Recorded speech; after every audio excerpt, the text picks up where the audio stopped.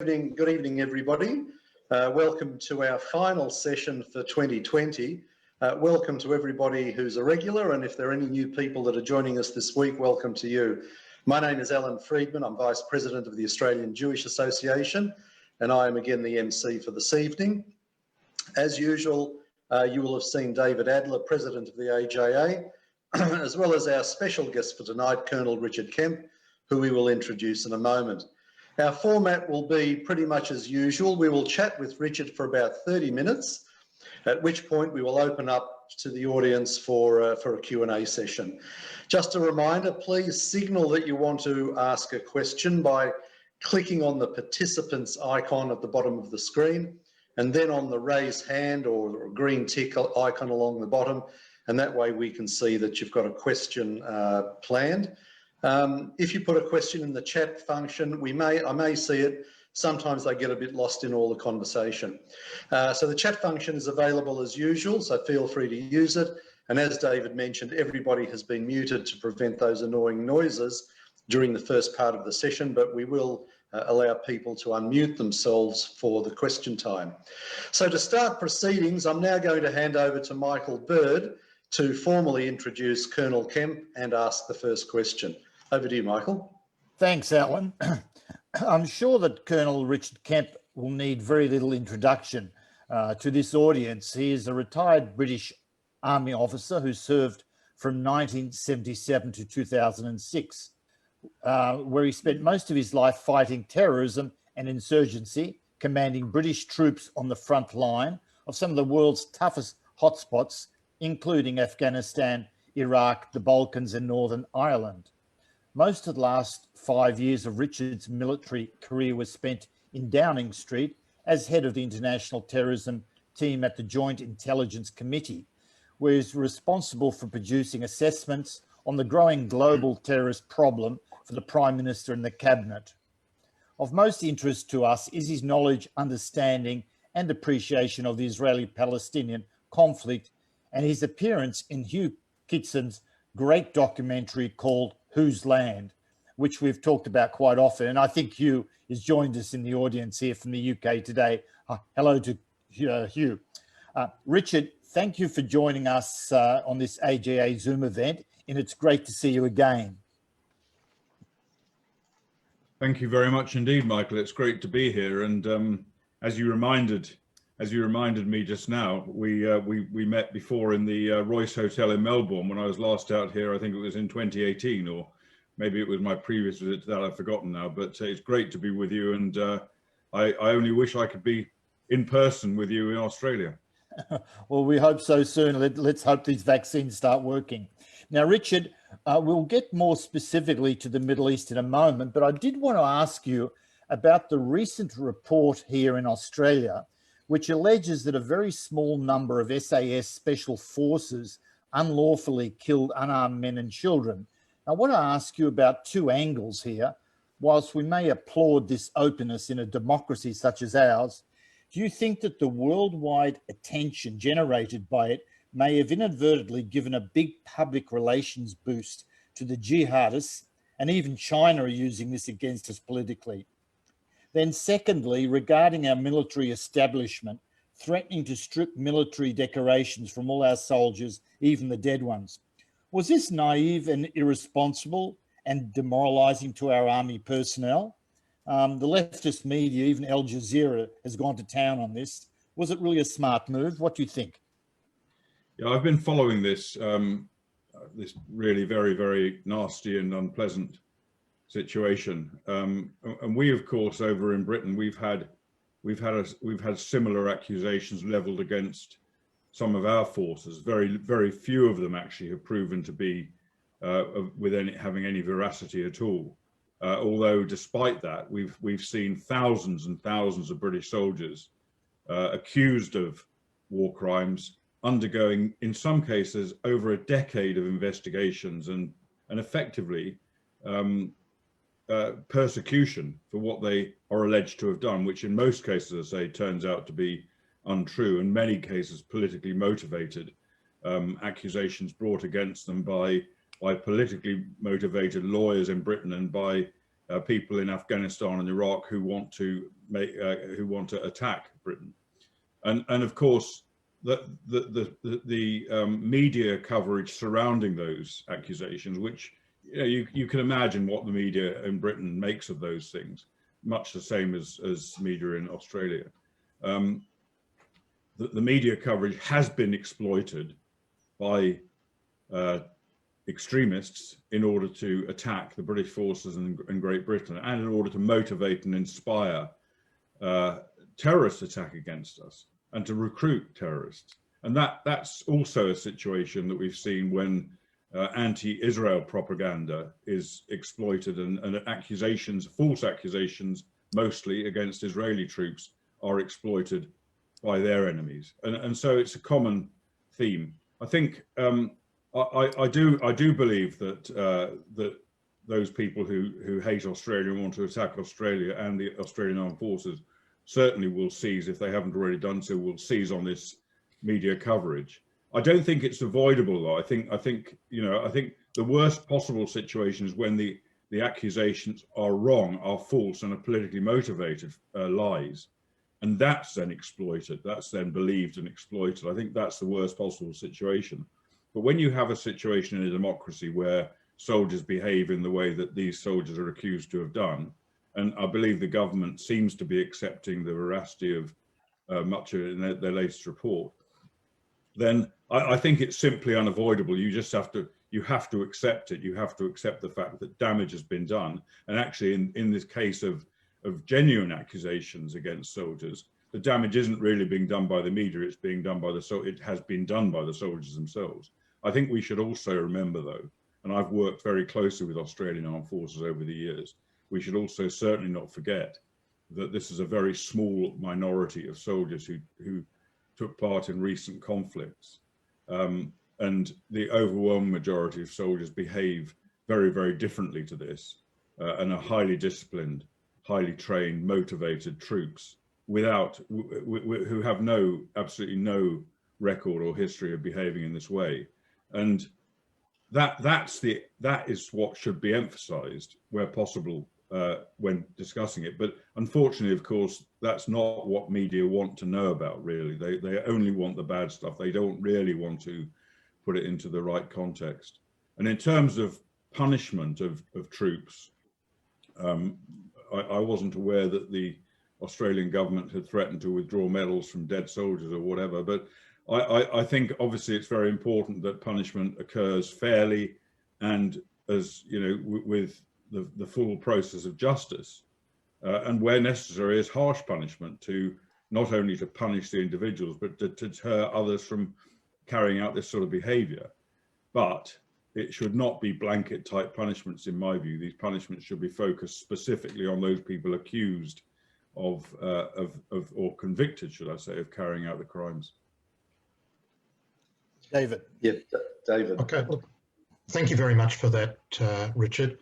I want to ask you a few questions about the shifting dynamics and security implications in the Middle East. We've seen quite a lot of change in the last few years. A lot of instabilities. Some countries seem to be on the decline, others perhaps more threatening.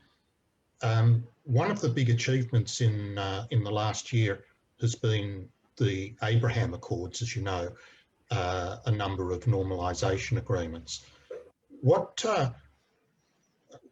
your assessment from a security perspective of the Abraham Accords? Well, I think the Abraham Accords, as you say, are historic, a momentous achievement. And in just 4 months, we've seen 4 countries, 4 separate Arab countries, normalise or state an intent to normalise relations with Israel, which is remarkable when you consider that going right back to the reformation of the State of Israel in 1948, only 2 previous countries had got to that point, Egypt and Jordan, of course. So it's a monumental achievement. And of course, I'm reminded of, I suspect many people here have seen former Secretary of State Kerry's famous video saying how this could not happen with the 4 no's. There will be no separate peace with between Arab countries and Israel without the Palestinians. No, no, no, no. And for every one of his no's, we've seen a yes from an Arab country, with, I think, expectations of more to come. I hope anyway, more to come in the future. I think it's extremely important in security terms, as well as, of course, in political terms, and for a number of reasons. One, because Iran remains a major threat across the Middle East, and a growing threat across the Middle East, which must be curbed, must be constrained. And I think the Abraham Accords and alliance, which enable a more open alliance between Israel and its Arab neighbors, all of whom are afraid of the threat posed by Iran, I think that will help. It will help to constrain that threat, both in practical terms and in the message it sends to Iran and to other countries who may want to support Iran. So I think that is highly beneficial from that perspective. I think also it's the pressure it's putting on the Palestinians, I think, is very significant. Now, yes, the Palestinians absolutely rejected their leadership, the Palestinian Arab leadership, absolutely rejected the Abraham Accords from the beginning.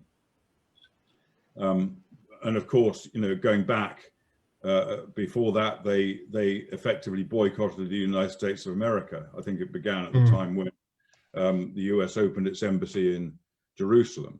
But I think what we're seeing now, we're seeing a change of heart among the Palestinians now. And the Palestinians, as you will have seen in recent days, have agreed to restore security cooperation with Israel. That's right. Now, their lack of security cooperation, as far as I can see, hasn't caused any major problems in the last 6 months when it's been in place. But nevertheless, I think that is a telling thing, that they've done that without any concessions being made to them. They've simply agreed to do it because of the pain they're suffering from not receiving the taxes. And secondly, they're kind of currently have decided they will not object to future normalization of relations between Arabs and Israel, which that may not signal a big change of heart, but I think it certainly indicates that they are beginning to wonder where the future lies for them, when Arab countries have not got them at the top of their priority list, but actually seem to prioritize Israel above them. And I think that potentially that will lead, potentially, and I'm not necessarily over optimistic on this, it will lead to a significant improvement in relations with Israel. And I think it has needed something like the Abraham Accords, contrary to the views of all the peace process over recent decades, who say the peace lies only through Ramallah. Well, it doesn't. It lies through the Arab countries now, and I think that will. I would hope that we might see signs of improvement in relations between Palestinians and the Israelis as a result of the Abraham Accords. That's very encouraging. You mentioned Iran as a serious threat. The other country which seems to be, at least in the rhetoric, becoming more threatening is Turkey. Can you make a comment on whether you see Erdogan and his ambition for restoring an Ottoman-style caliphate? Is that a real threat in the area? I think it's a very significant threat, not just in the area, but also across the world. And we saw only recently, after a terrorist attack in France, about which President Macron spoke quite forcefully against those people perpetrating the attacks, and against plans for, or not plans, but a move towards a kind of separatism among Islamic communities in France, which he says he is going to strongly resist. And we saw Erdogan then threatening Macron over that, and insulting France over that. And I think what we're seeing is a figure in Turkey who sees himself as basically the caliph of an Islamic caliphate across the world. He sees himself as the rallying point. He supports terrorist activity. He supports proxy forces, and he's supported and enabled terrorist attacks to be planned in Turkey against Israel and other places as well. So yes, he's a danger across the world. He's a danger to the Middle East. Yeah, right. And I think just to conclude, I would say that he has recently, I think they've declared, Turkey's declared that they will restore their diplomatic presence in Israel. They're sending a new envoy or something of that sort. I think that the thinking around that, certainly my view of that, is that if anything, it's intended to give perhaps a greater appearance of moderation to an incoming Biden administration. In other words, it's not necessarily a genuine move towards restoring proper relations with Israel. It's more attempting to virtue signal, for want of a better word, with Biden. Well, you've just raised the issue of a potential Biden administration, and of course we're having this discussion in the shadow of a possible change of administration.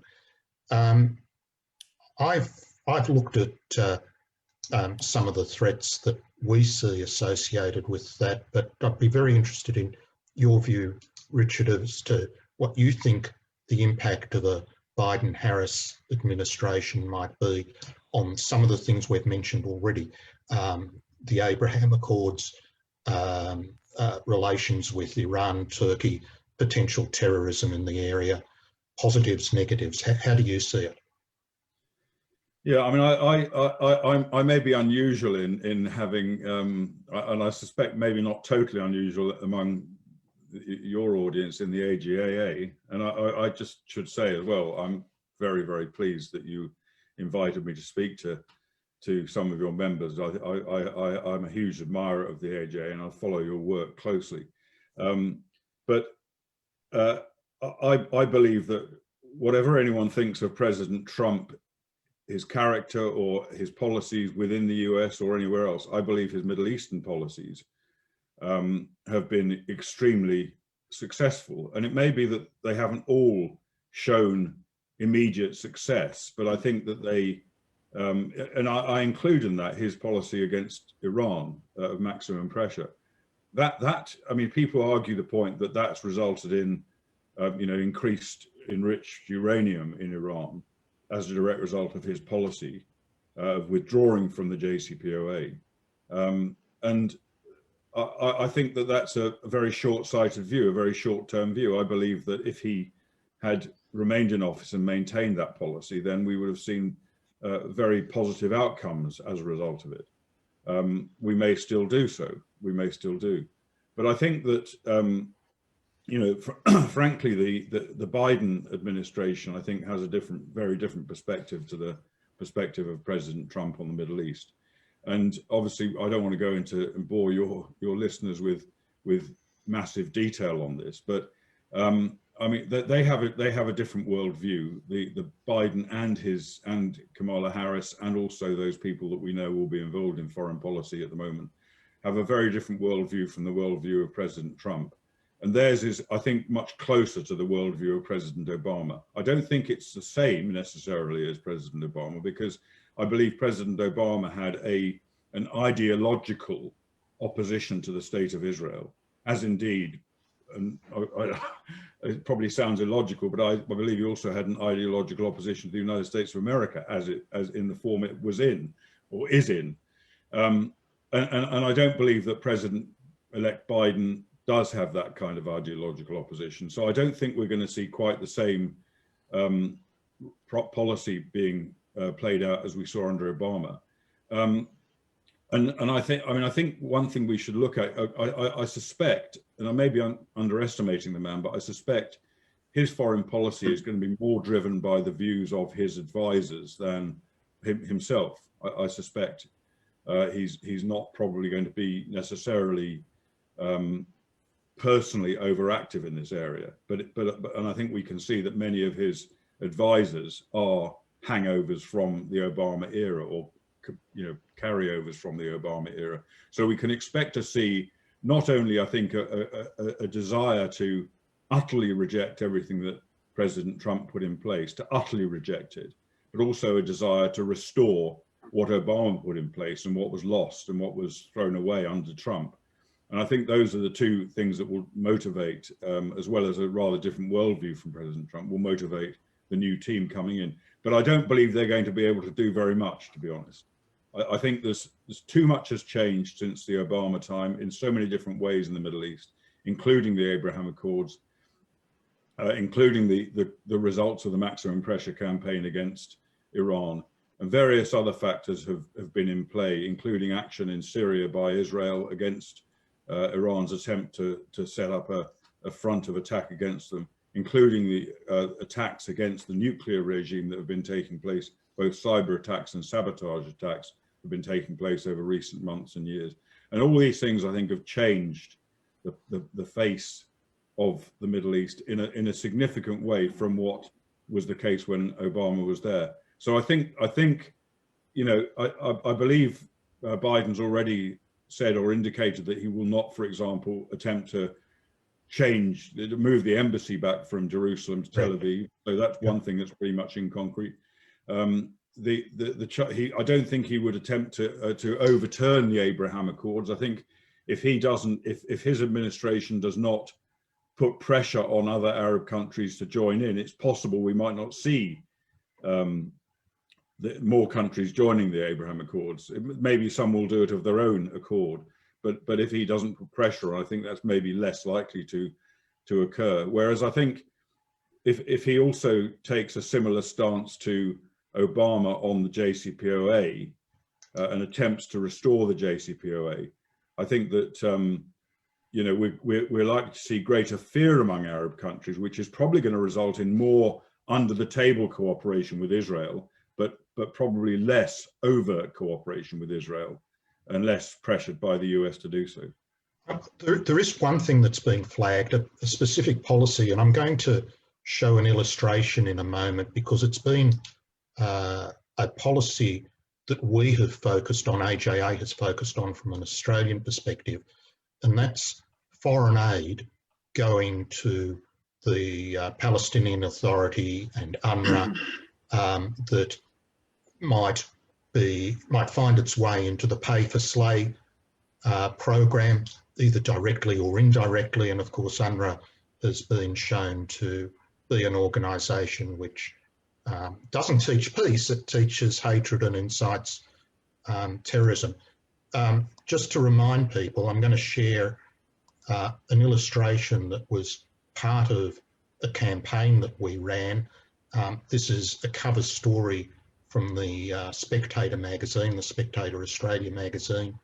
Aussie tax slayers, is our foreign aid funding terror? And it shows obviously a Jewish guy, and he's lying in a pool of blood, and stabbed into his back is an Australian $100 note. Clearly what we're doing there is we're trying to illustrate the nexus between the money and the terrorism. Now, Kamala Harris has indicated that a new administration would restore the funding cuts to the PA and to UNRWA. Richard, how do you see the money flow? Because it's not just American money, it's European money, etc. Are we overstating it, or is our concern about foreign aid being used for terrorism or inciting terrorism, is it real? I think it's extremely real, and it's shared by many people across the world. And you know, I think it was only the last couple of days that one of the Scandinavian countries had decided to freeze all aid to the Palestinians as a result of textbooks that had been used, you know, school textbooks and school lessons that had been used to attack Jews. Now that's not a new thing, of course, but I think it's you know, it's indicative of the problem. The problem with the cash is that it doesn't go where it's needed. You know, our people want to help the Palestinians, quite rightly, and I think we'd all wish to help the Palestinian people. They deserve it, they need it. Their leadership has abandoned them and has led them into the dire state that many of them are in now, and they do need our help. But what we don't need is for the money that is given from our taxpayers' pockets to end up where it's been ending up, which is to make Palestinian terrorists the richest terrorists in the world. They are, there's figures we've seen showing the wealth of some of these terrorist leaders, and they're extremely wealthy. So a huge amount of money goes into their own pockets, which we don't want it to be in. And then secondly, a lot of money goes to pay to encourage and to incite people to carry out acts of terrorism, and to pay salaries to terrorists in prison, and to pay the families of those terrorists that get killed. And again, that is a way of inciting terrorism against the Israeli population, and it's been going on a long time and uses a lot of money. And then thirdly, the other funds are used for actually directly funding terrorist activity, directly building tunnels, building importing rockets, numerous other methods of directly attacking Israelis. So yeah, that's where a lot of this money goes when it shouldn't. It needs to go into the pockets of the Palestinian people who actually need it for their own welfare and their own well-being.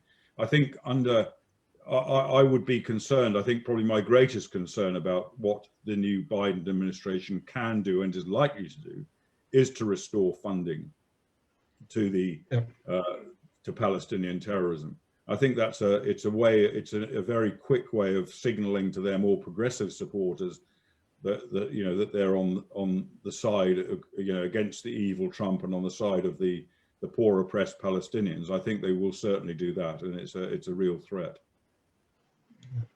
Okay, look, thank you so much, Richard. Alan, I'm at the halfway mark, so I think we should open up for questions, and I can see a few hands up already. Yes, now's the time to indicate if you want to ask a question. I've got Ron, Leon and Saul. Just before we get to them, I just wanted to ask a question of my own, Richard. We're rightly focusing on Iran a lot, but I'm just wondering about Hezbollah. Do you think that they're actually quite happy flying under the radar to some extent while we're all looking in the other direction? And is this a very real threat that perhaps we may be getting a little bit distracted with?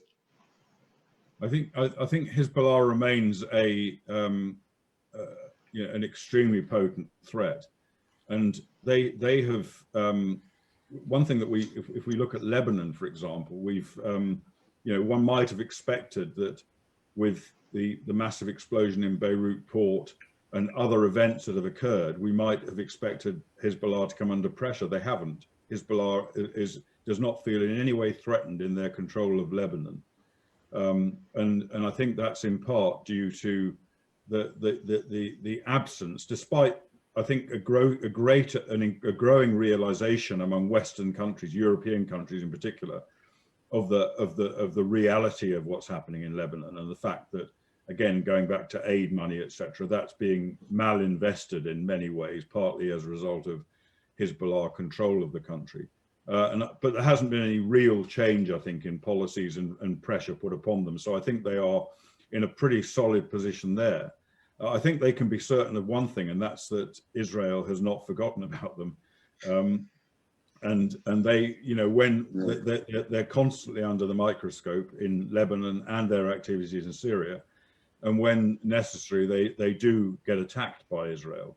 And I think so. I don't think they're forgotten. I don't think they're necessarily under the radar. They may be for many of us around the world, but of course they're an extremely potent threat. And again, as with Turkey, it's not just a threat in the region. It was in 2016, I believe, maybe in 2015, there was an attempt to build a major series of explosive devices in London by Hezbollah on orders of Iran, which was actually prevented. It only came to light in about 2019. It was prevented by intelligence provided by Israel. So yes, I think the threat from Hezbollah remains strong, and it remains everywhere. And of course, we must never forget those thousands of missiles in southern Lebanon waiting to be unleashed against Israel on the orders of Iran. And unless action is taken to deal with them, maybe by pressure from the international community, who don't seem particularly willing to do so, then Israel's going to have to deal with them at some point, and that's going to result in a great deal of bloodshed in southern Lebanon. Yes, that's a worry. Okay, we'll go to your questions now. So we've got Ron, Leon, Saul, Reuven and Adam. So Ron, you're first up, so please unmute yourself and ask your question. Good evening, Colonel Kemp. Delighted to meet you. My name is Ron Jontavhata, and thank you for your service. I would like to ask you a question. On the one hand, a lot of it's also classified, but there have been reports that Israel and Britain are moving pretty close to cooperating on military projects. And on the other hand, in the United Nations, Britain seems to be much more closely aligned to the European Union. And I would like to know, post-Brexit, if you could see, if you would see Britain as moving closer towards the Australian and the Canadian foreign policies post-Brexit. I must admit, it's very nice to talk to you, Ron, and thank you for your question. I must admit that it sickens me when I see some of the votes and abstentions in the United Nations by the UK, when countries like Australia, Canada sometimes, and the United States actually tend to take the proper side, the right side over what's happening. And I think, first of all, I would say that Britain and Israel have an extremely close military and intelligence relationship, as you alluded to. And for the first time last year, for example, for the first time ever, we had Israeli fighter planes based on British soil taking part in a multinational air exercise based in Britain, which was, you know, very much a first. Also, we frequently see British warships docking in Haifa port. And as well as that, there's a great deal of cooperation on, in terms of military planning, and in terms of exchanging techniques, and in terms of exchanging technology and making use of each other's technology, which has been hugely beneficial, in my experience, hugely beneficial, certainly for the UK, I hope Israel as well. And on intelligence, I don't think there's any two closer countries in intelligence relationships than Britain and Israel. Britain and Australia, yes. Britain and the US, yes. And your country with others as well. But I think Britain and Israel have extremely close cooperation, even to the extent of conducting joint intelligence operations together, which is extremely rare, even among close intelligence allies.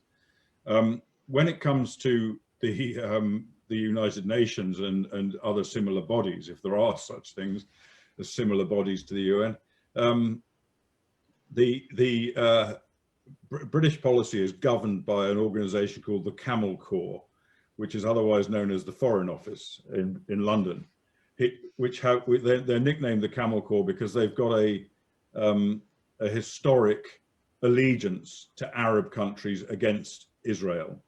And unfortunately for them, they find it very hard. I mean, I confronted this myself when I was working in the Cabinet Office, a sort of institutional anti-Israel position taken on the basis of the position that Arab countries took.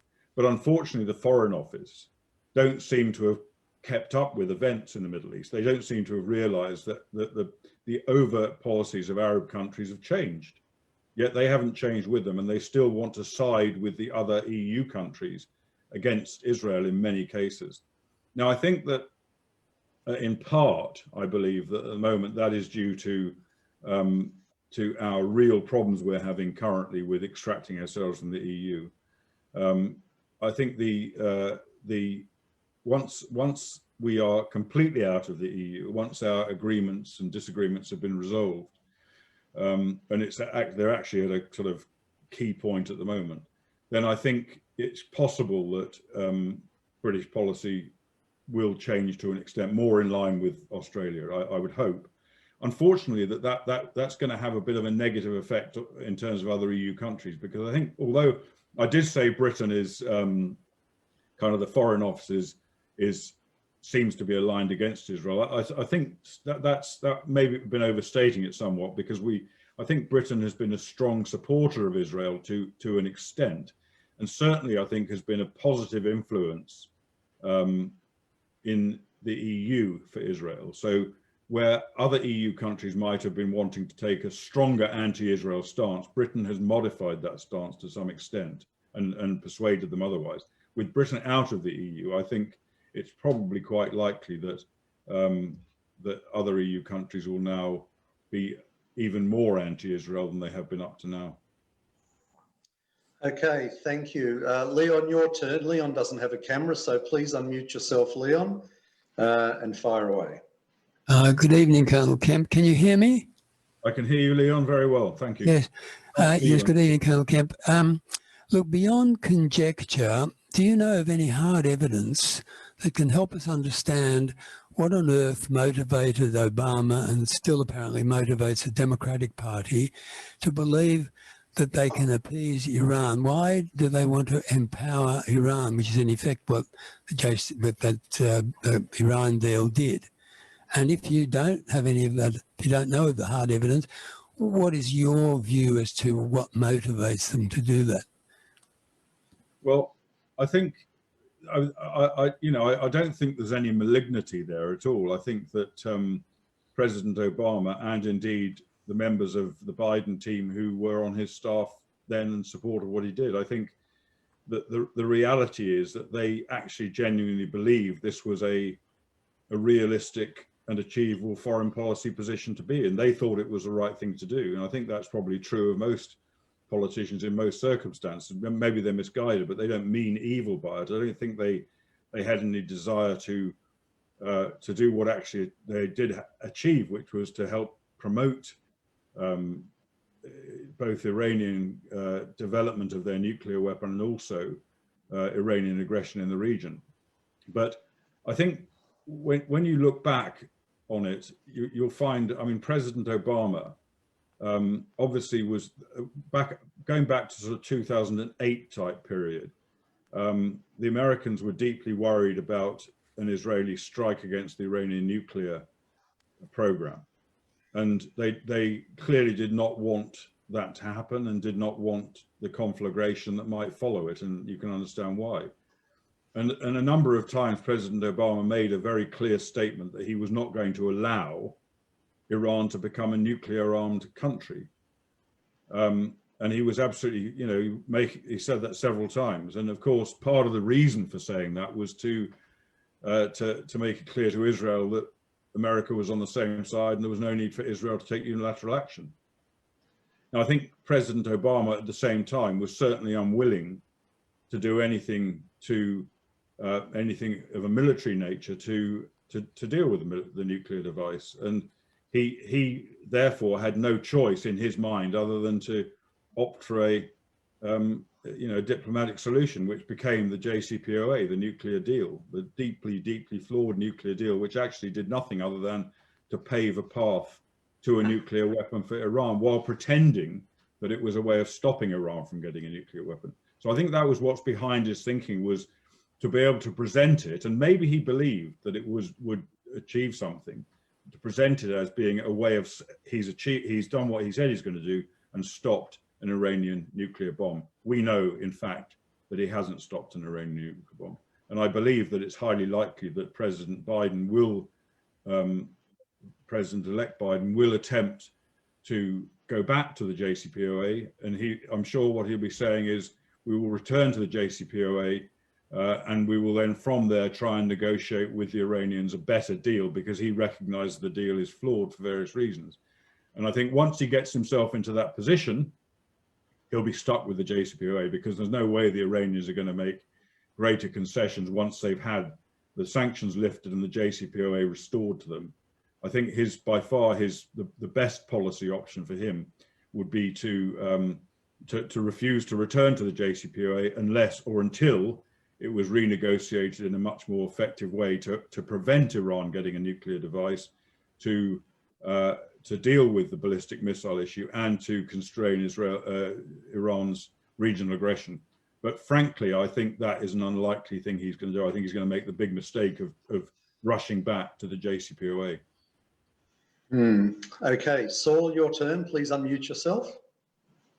Could I ask you, thank you very much indeed, Colonel Kemp, may I ask you please, tangential to the whole question of Iran as well, comes though the fighting now has died down there, the question of Nagorno-Karabakh, and what side do you think Israel should come out as supporting there, or should it try and very delicately remain neutral?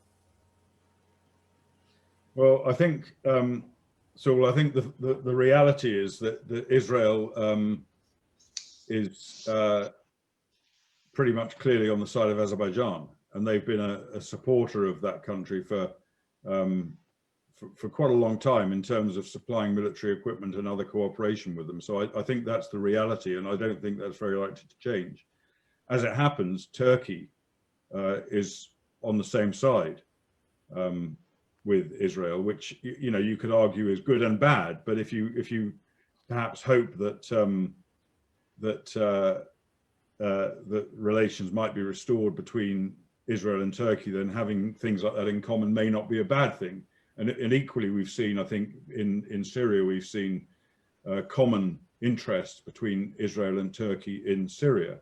And the other point, I think, and in both cases, those interests are opposed to Iran's interests, and the same applies in the case of Nagorno-Karabakh. So I think I would say that, leaving aside the rights and wrongs of the situation in that region, I think if I was to prefer Israel to be on one side or another, I would rather they were on the same side as Turkey and on the opposite side to Iran at the moment. I don't underestimate, of course, the threat, the long-term threat, which perhaps is even greater than the threat from Iran, which Turkey potentially poses in the region and also in the world. Okay, Reuven, your turn. Please unmute yourself. My question is relating to proxies of Iran. We know that Hezbollah is an Iranian proxy, and in Gaza you've got the Hamas, and the Judea Samaria you've got the PA, PLO, etc.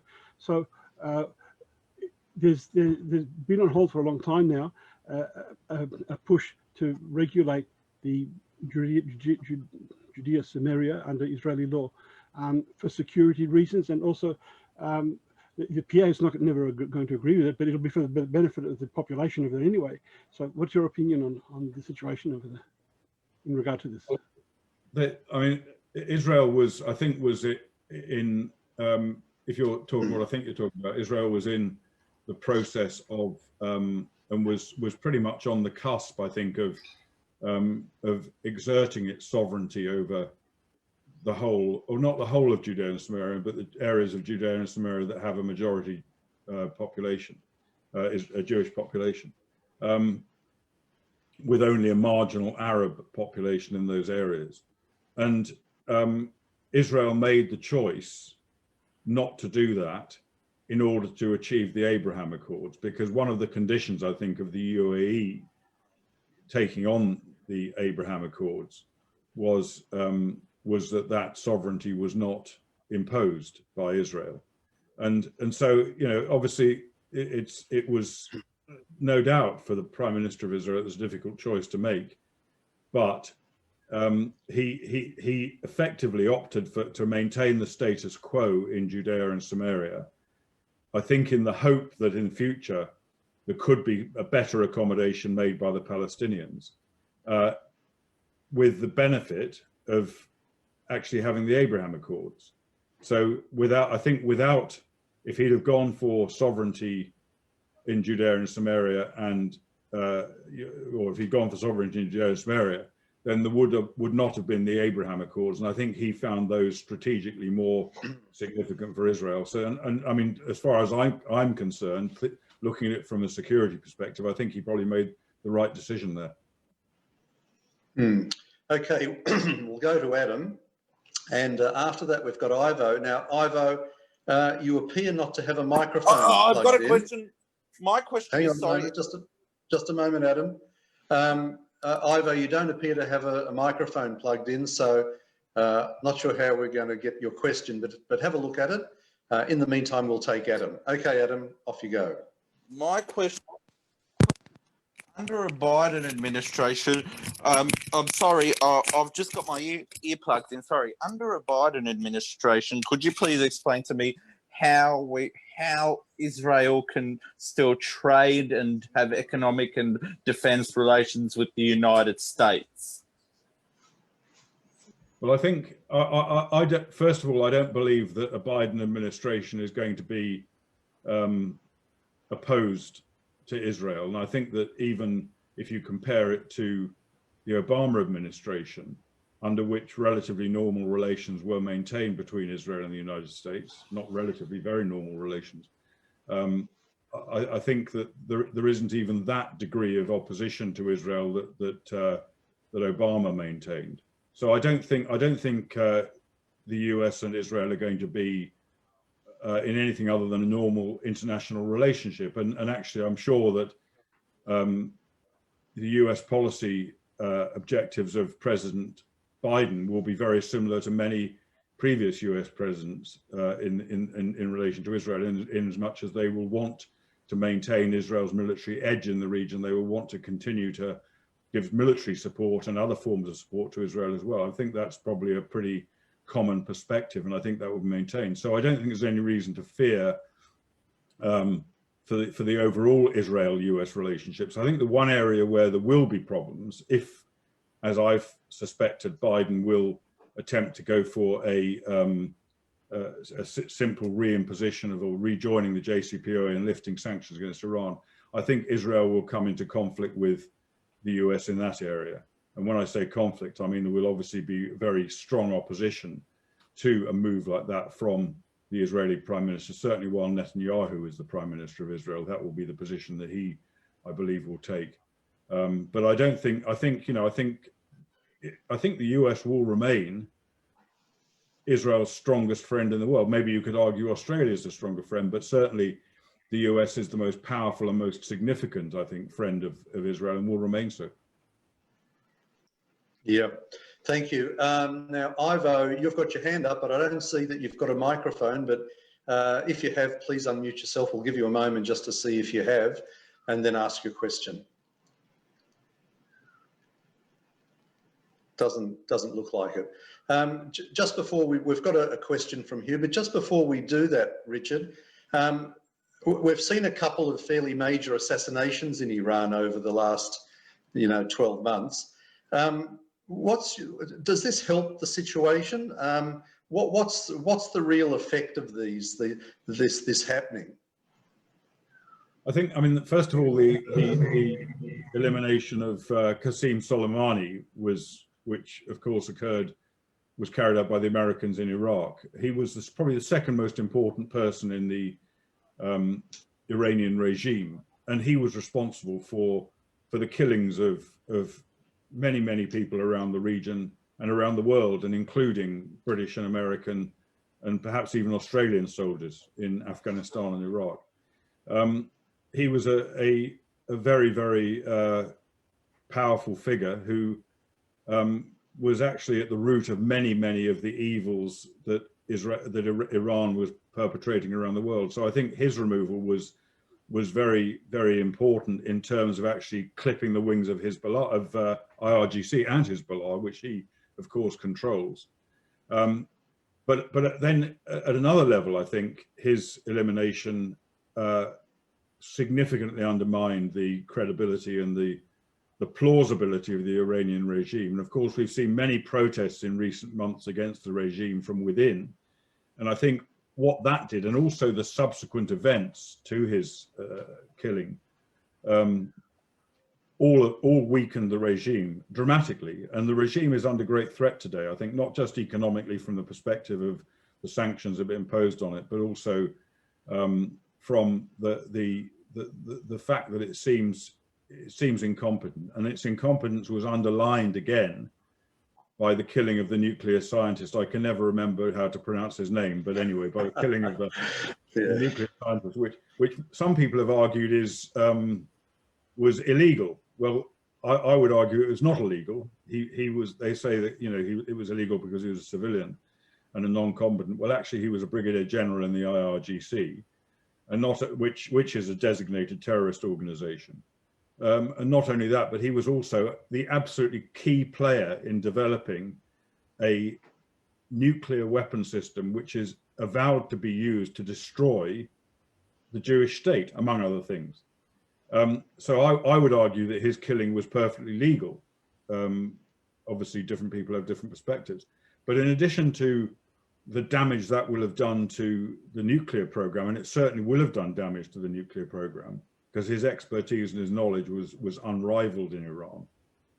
It won't have ended it, but it will have damaged it and probably delayed it.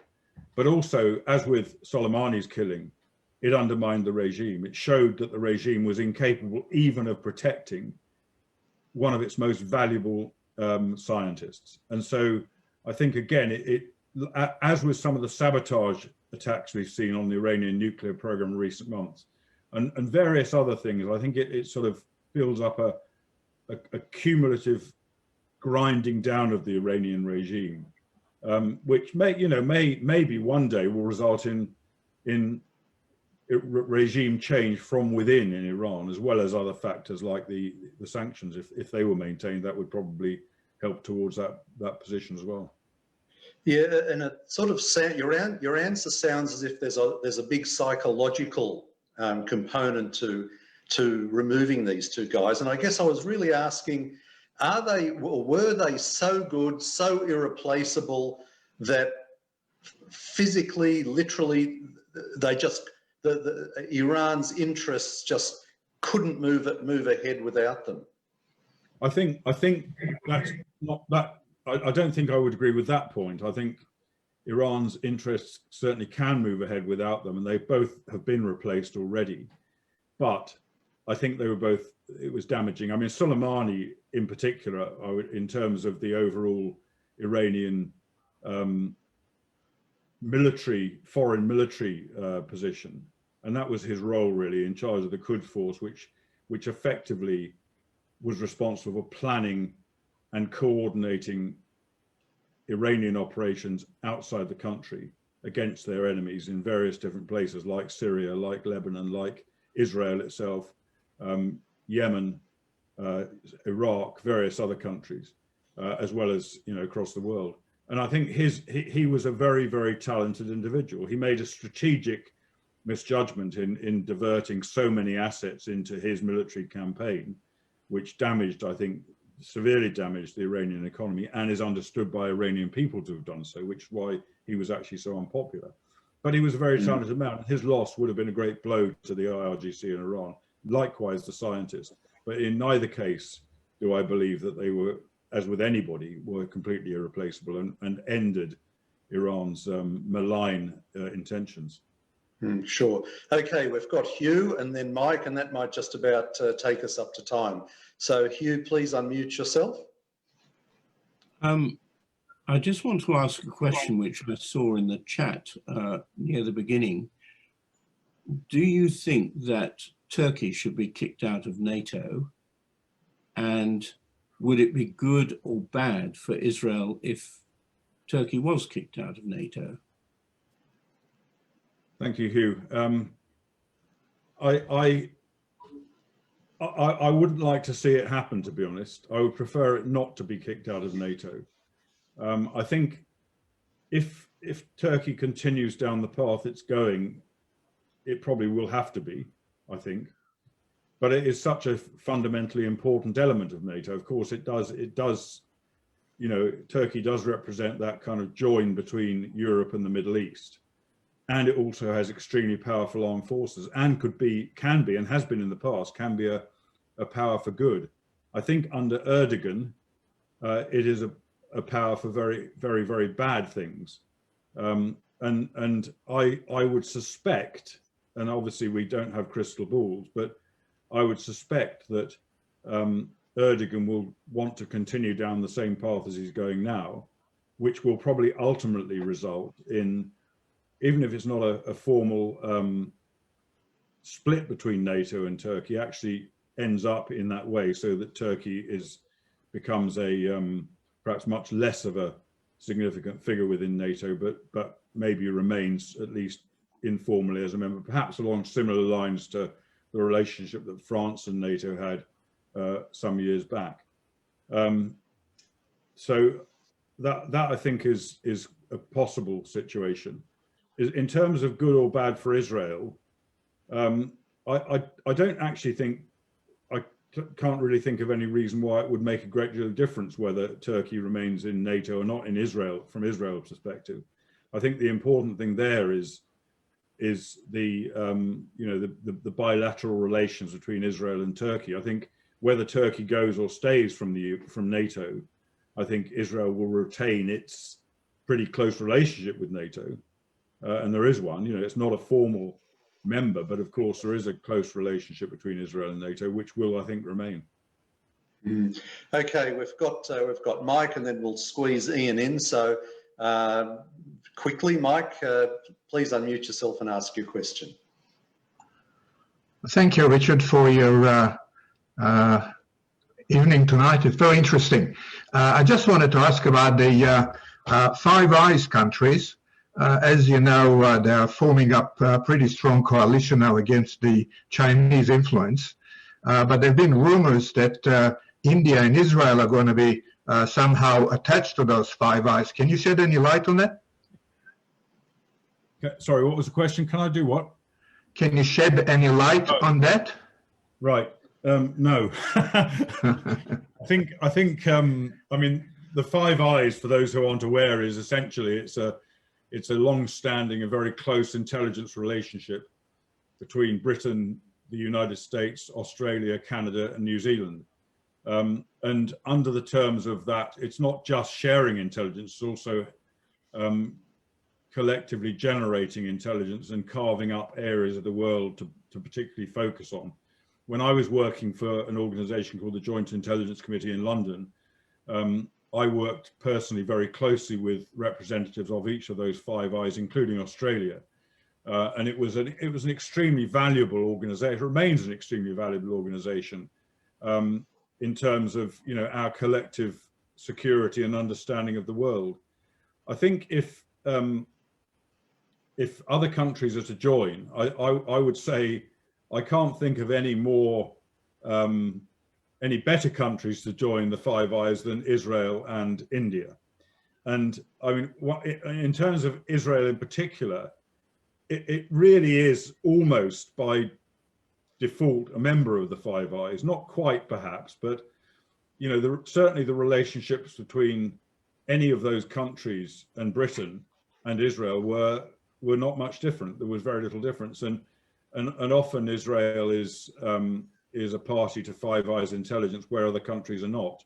Obviously, that has to be granted by the relevant procedures.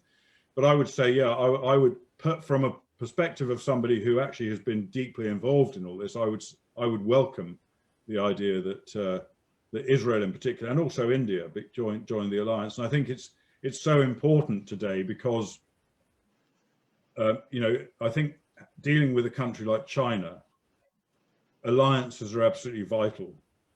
And I know I'm fully aware of the recent difficulties that Australia's had with China, and I've been encouraging people in Britain to buy Australian wine to counter the Chinese problem with Australian wine.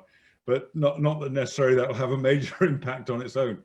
But no, I do believe that the alliances are extremely important. Five Eyes being a very, very critical one of them in pushing back against China. Yeah. Now, Ian, I think you've got a question, so you'll need to unmute yourself and then ask your question. Can you hear me? Hello? No, you're yes, we can. Can hear you. Good. Look, thank you for a very incisive and articulate presentation. I've learnt a lot. My question is in regard to the empowerment of Iran from a nuclear point of view. You've got Pakistan with the bomb, India with the bomb, North Korea with the bomb, far more people now than there were after the Second World War, but no one's used it. This fear of Iran has actually given Israel some friends because of their fear of Iran. And my question to you as a military tactician is, would you assess that if Iran had it, would be different to the others and would really use it, knowing the impact that would have on Iran from others? Or do you think that it's just too difficult to assess whether this is a fear that may be misplaced or really they would use it if they had it? I mean, you mentioned a couple of countries there that, you know, that we I think should be particularly worried about. One was North Korea. And of course, I think many people would very much like to see North Korea disarmed, because although, as you say, it hasn't used its nuclear weapons, people regard North Korea as such an unpredictable country and a very difficult country to understand, that it is one of the countries that's more likely to use nuclear weapons than others. And as far as Pakistan is concerned, I think the real risk from Pakistan comes in the risk of, you know, Islamic jihadists effectively taking over the country, or at least taking sufficient control as to seize control of its nuclear weapons. And of course, there are plans in place by the United States of America to deal with that if it occurred. But as far as Iran is concerned, I think I certainly believe that if, you know, Iran has explicitly threatened or has explicitly declared its intention to destroy or to get rid of the Jewish state. And I think anybody who doesn't take that seriously, after having, you know, if they're even vaguely aware of the Nazis in the Second World War, anybody who doesn't take a threat like that seriously, I think is probably misguided. And in particular, when it's a country like Iran, which looks at the world, looks at life in a different way to the rest of us. They don't see, you know, the Iranian leadership and the Iranian people in many ways, they do not see the world in quite the same way as we do. And while we may be worried about using nuclear weapons, and one of the reasons why nuclear weapons haven't been used is because, you know, those countries, particularly Russia, Britain, America, other countries that had nuclear weapons, have been worried about the consequences on their own countries if they use them. In terms of, you know, counterattack. And I think what we have to understand about Iran is it doesn't necessarily have that same concern. I think, you know, you might argue, looking at the Iranian ideological perspective, you might argue that Iran would take the view, and Iran's leaders would take the view, they'd be willing to lose several million Iranian people in a counterstrike if it achieved their goal, because they don't look at things the same way as we do. So I think, I'm not saying that they would definitely use those weapons, but I think we must certainly make the assumption that if they had them, they could use them, and therefore they must, I think at not necessarily at all costs, but at a very high cost, must be prevented from gaining those nuclear weapons. Okay, we'll call it a night at this point. This was our final session for 2020. We'll be back in the new year towards the end of January, and that will be around the time the next President of the United States will be sworn in. So, Richard, I just want to thank you for your participation tonight. We love your work, and we'll definitely have you back again, and we'd love to keep in touch as if we can. So, thank you again for joining us. Thank you, Alan. It's been a real pleasure, and I'd love to stay in touch. And when I come out to Australia next, I'll come and take a beer or two off you. Absolutely. I'll hand over to David in just a moment. But I also wanted to thank all of you, the audience, because, you know, we get terrific numbers on our sessions, and that's because you join us, and I guess we figure that that's because we're delivering something that's of interest to you. So at this point, I'll wish everybody a Chag Sameach, because we're in the middle of Hanukkah. Season's greetings to our non-Jewish friends, and a Happy New Year to everybody. I'll just hand over to David to make a few closing remarks. Look, thank you so much, Alan, and thank you greatly, Richard Kemp. I really don't have much to add, because Alan said it all, except for one thing. You were very kind in your observations of having looked at the work of HAA and complimented us. I want to let you know that we learn from a lot of your commentary, and you might not be aware, but indirectly you are helping us do our job. in understanding the Middle East, in understanding certain security issues, and in the advocacy work we do on behalf of the State of Israel in particular.